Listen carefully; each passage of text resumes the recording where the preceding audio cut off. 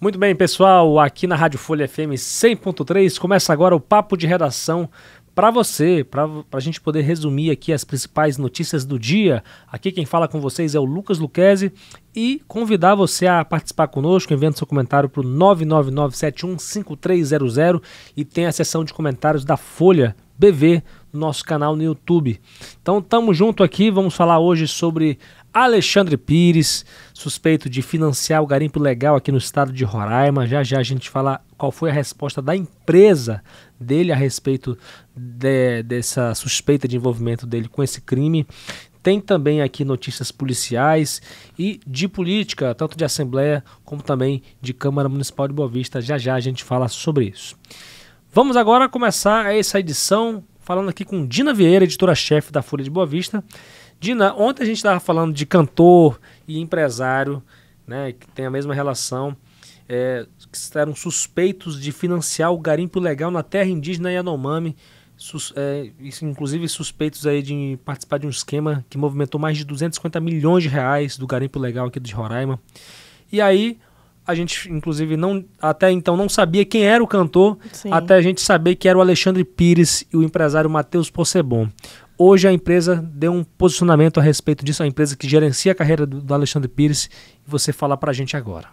Isso mesmo, né, Lucas? Após ter sido divulgada essa operação, né, a reportagem entrou em contato aí com a empresa Opus Entretenimento, né, que gerencia a carreira de grandes artistas, né, além do Alexandre Pires, como também o cantor Daniel, e a empresa emitiu, né, um posicionamento dizendo que confia na idoneidade do cantor Alexandre Pires, né, assim como dos seus assessorados, né. O Matheus Possebon, ele chegou a ser preso, né, pela Polícia Federal, ainda lá foi no navio, né, eles estavam fazendo ali um cruzeiro musical, né, com vários artistas, então a Polícia Federal, né, cumpriu esses mandados nesse navio, né, e assim, além do Matheus, outro empresário também foi detido, né, o Alexandre Pires chegou a ir até a sede da Polícia Federal em Santos, né, prestar o seu depoimento, e de lá ele foi chegou a ser liberado. Foi liberado, né? E ele, né, a suspeita é que ele é acusado aí de ter recebido R$1 milhão, né? A empresa disse que acredita, né, na inocência e que se solidariza com ele, né, para que seja provado aí que ele não tem participação nenhuma nesse caso. Tá certo. Então aqui a resposta aqui do Alexandre Pires, né? Vamos esperar que a justiça seja feita, porque uma denúncia como essa é muito grave, né? O Alexandre Pires já esteve aqui em Roraima. Eu lembro muito bem que em 2004 ele esteve num showmício. Olha só, gente. Showmício lá no meu bairro, no Caranã. Eu estava lá. Pois, olha quem diria, né? A ligação da Dina com o pagode, com o samba, que é muito forte. E aí o Alexandre Pires fez um showmício lá em 2004, numa campanha para a Prefeitura de Boa Vista, né? Na época do showmício, né, Dina, que tinha aqui, era permitido, depois, 2 anos depois, inclusive, foi proibido em todo o Brasil, e Alexandre Pires também veio outra vez aqui em 2014, veio com Raça Negra, né, foi. Era show Gigantes do Samba, que era um projeto que eles tinham, né, e ele também teve aqui em Roraima nessa oportunidade. Mas, assim, essa acusação de ele estar envolvido nisso, de certa forma, surpreende a gente, né, Dina? É, uma surpresa, né? A gente, ontem, até enquanto a gente estava recebendo material, que a gente viu as cidades que tinham sido cumpridos os mandados, né? A gente até levantou algumas hipóteses, né? Eu cheguei até a falar, quando vi Uberlândia, eu lembrei do Alexandre Pires, né? Que é o único artista que eu conheço, assim, de lá.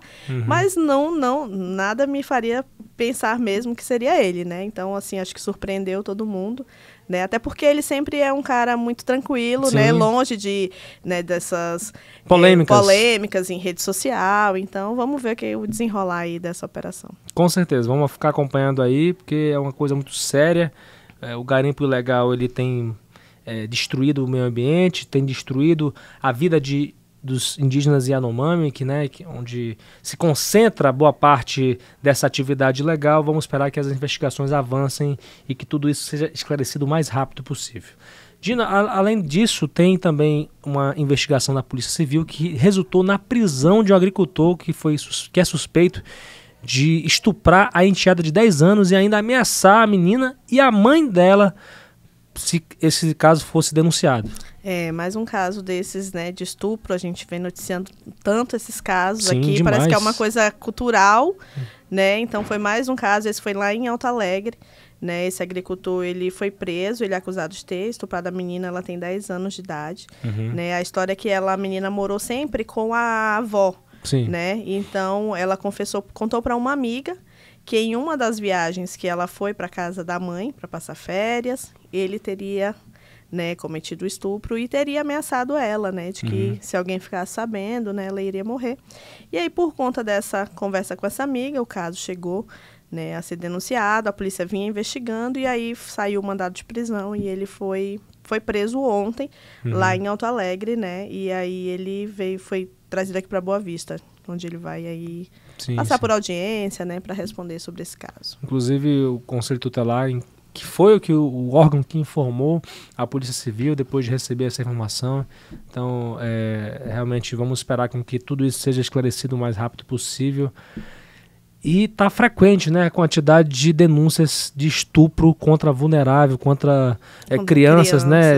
E muitas das vezes parte mesmo de dentro de casa, Exato. né? A gente vê padrasto, pai, tio. Pois é, gente. Né? A gente vê também muito no interior também, é uma coisa, né, muito recorrente no interior.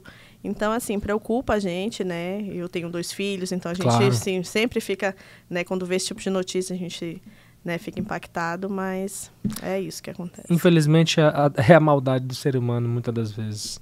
Muitas das vezes não, é a maldade do ser humano, é mal por natureza, eu acredito nisso. Então tá, Dina, muito obrigado pelas informações, até a próxima participação aqui no nosso podcast. Obrigada. Bem, minha gente, ontem a Folha noticiou em seu portal a morte de um foragido durante uma abordagem policial. E quem está comigo aqui é a Adriele Lima, porque ela esteve, né, acompanhando essa situação presencialmente, né, viu lá inclusive o rapaz morto, não foi, Adriele? Não, quando a gente chegou lá o corpo não estava mais, mas a gente viu sangue, a gente viu onde ficaram as marcas dos tiros, né, a família que estava desesperada, chorando, criança, testemunhas, né, todo mundo estava lá. Ai, gente, como é que foi o clima de modo geral para você também como jornalista, uma vez que a gente perdeu a Marília Mesquita para as férias, isso que eu ia falar. E agora todo mundo está dividindo um pouco a responsabilidade. É um pouquinho policial hoje. Isso, exatamente. E, enfim, você não tem muito costume de fazer uma cobertura policial, mas como é que foi o clima, né? Então, tava até tranquilo, a gente chegou, porque o acontecido mesmo, o tiroteio aconteceu de tarde ainda, por volta de umas 4h30, conforme a esposa do Ricardo, que era o foragido, relatou pra gente. E aí ela descreveu a situação, ela disse que os policiais chegaram sem identificação, já foram atirando no foragido, e aí a gente perguntou, né, porque assim, por que a polícia já chegou assim atirando e tal? E ela explicou que ele só estava sem assinar a frequência no sistema penitenciário. E aí ela, obviamente, relatou, ela estava indignada com a situação, mas a gente procurou também a polícia para entender o ocorrido. E o que a polícia falou? A polícia relatou que eles foram realmente atrás do foragido. Eles receberam uma denúncia anônima de que o suposto foragido estava na vila, que era o local onde ele morava junto com a esposa e o filho. Isso foi aqui em Boa Vista? Isso, sim, lá no bairro Jardim Caranã. Sim. No bairro Caranã.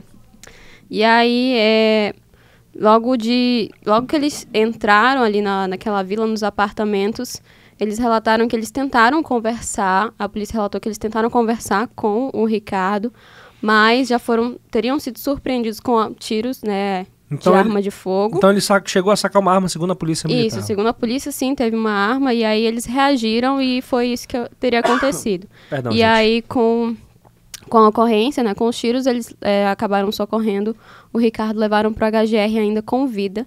Chegando lá, ele já teria falecido. Mas a esposa disse que não. Perdão, gente. Perdão, pode continuar.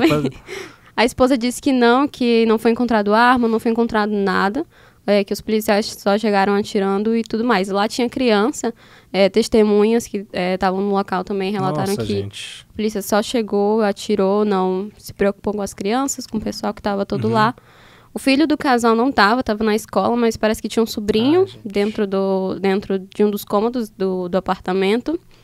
E é isso. A abordagem parece que aconteceu dentro do quarto. Eu fui lá, dei uma olhada. Era um quarto pequeno. E aí tinha o guarda-roupa e a marca de sangue no chão. Tinha algumas marcas de tiro no guarda-roupa, na parede. E o quarto estava revirado e somente, né? A gente já chegou, o corpo não estava mais lá, já tinha sido removido, né? Levado para o HGR. E essa foi a situação de ontem. Nossa, porventura chegou a saber o crime pelo qual ele estava respondendo na justiça? Sim, ele estava...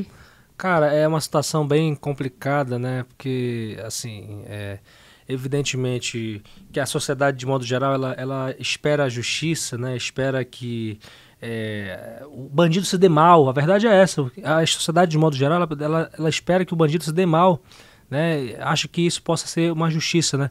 Claro que em determinados momentos eu acho que a ação policial ela é justificada, ela é legítima, né? A questão da legítima defesa também, que o próprio cidadão tem esse direito, né? Eu não sei qual foi o caso, os pormenores de tudo isso. Eu não estava lá também.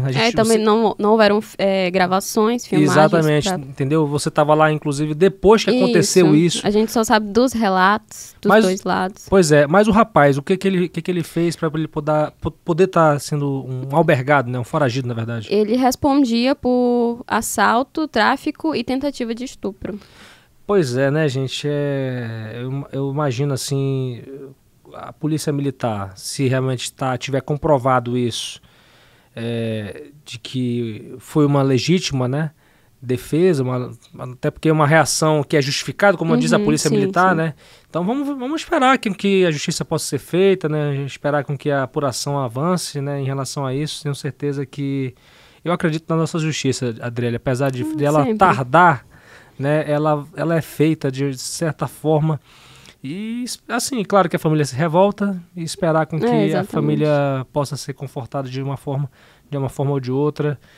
E as pessoas, os criminosos, as pessoas que estão presas, elas também têm família. Então, muitas das vezes, a gente não tem esse pensamento. A gente quer que o bandido se ferre de fato e de verdade. Só que a gente esquece também que existe uma lei, existe todo um arcabouço legal, né, que você tem que se submeter, tem uma apuração e tudo mais. Então, assim, o que eu posso esperar é que a justiça seja feita, né, a legalidade seja, né, se cumpra, né, a lei, né, Adriele? Sim, exatamente. Tá bom, Adriele, brigadão pela conversa aqui e até a próxima aqui no nosso Papo de Redação. Até mais. A gente segue o nosso Papo de Redação aqui com notícias de política. A Assembleia Legislativa de Roraima aprovou hoje, por 17 votos, o projeto de lei que autoriza o governo estadual a remanejar 37 milhões de reais 37 milhões de reais do Iteraima, que é o Instituto de Terras e Colonização de Roraima, para investir em infraestrutura, construções e ampliações de obras públicas. É uma proposta que agora segue para a sanção governamental. O projeto não detalha exatamente quais as obras o governo pretende fazer com o recurso, nem a partir de quando. O PL diz que o montante milionário provém da alienação de imóveis rurais e urbanos, mas sem detalhar quais seriam essas alienações. O governador Antônio Denário justifica no projeto que o acúmulo de recursos do Iteraima excedem as demandas do órgão e que o Estado tem necessidades de investimentos imprescindíveis ao seu progresso, como obras de infraestrutura e recuperação de prédios públicos para as quais não há disponibilidade financeira. E aí, diante dessas lacunas que o projeto apresentou na Assembleia, eu procurei o governo do Estado pedindo maior detalhamento sobre quais as obras que o governo pretende fazer na área de infraestrutura, quais são os tipos de alienações que o governo conseguiu arrecadar. E aí a gente até o momento não teve resposta até o momento dessa gravação aqui no nosso podcast Papo de Redação. Agora, falando de Câmara, o vereador Ítalo Otávio renunciou ao cargo de presidente da Comissão de Legislação, Justiça e Redação Final. É o principal colegiado da casa, é um colegiado permanente que é responsável. é o principal colegiado da Câmara Municipal de Boa Vista, que é responsável por opinar legalmente sobre todas as matérias legislativas do Legislativo Municipal nesse caso, né? Ou seja, é um colegiado em que todos os projetos passam por ele e aí ele tem a função de dizer se ele é legal, se é constitucional ou não. Se porventura ele é legal, ele vai para as outras comissões até chegar ao plenário da casa, né? Assim como funciona em outros poderes legislativos do município, do estado e tudo mais, né? O presidente da casa, vereador Genilson Costa, pediu que a comissão atualmente formada pelos vereadores Inspetor Mangabeira, vice-presidente, e Tiago Fogaça, membro, escolha o novo presidente da Comissão de Justiça. A gente procurou o Ítalo Otávio, que explicou que pretende se dedicar à análise de contratos da prefeitura, que exigem minuciosas análises, mais tempo e que, portanto, né, ocupam mais tempo técnico do parlamentar e de seus assessores. Além disso, o vereador Ítalo Otávio disse que pretende dedicar 2 dias por semana para estar diretamente nas ruas para ouvir as demandas dos moradores, né? Na sessão desta terça-feira, o vereador negou que a decisão seja relacionada às críticas dos colegas de parlamento sobre possíveis projetos parados na comissão.